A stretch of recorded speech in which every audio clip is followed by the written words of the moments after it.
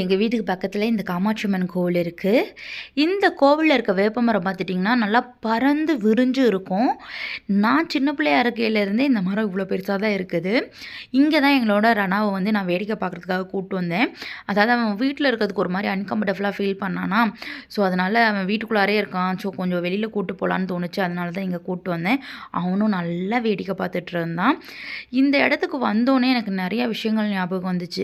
அதாவது சின்ன வயசில் இங்கே நாங்கள் நிறைய டைம் ஸ்பெண்ட் பண்ணியிருக்கோம், நிறைய விளையாட்டுகள் விளையாண்டுருக்கோம். ஸோ அது எல்லாமே வந்துட்டு போச்சுன்னே சொல்லலாம். அதாவது இப்போ நீங்கள் பார்த்துட்ருக்கீங்க பாருங்கள், இந்த வீடு பார்த்துட்டிங்கன்னா எங்களோட வீடு தான், எங்கள் வீடோட சைடு வியூவு.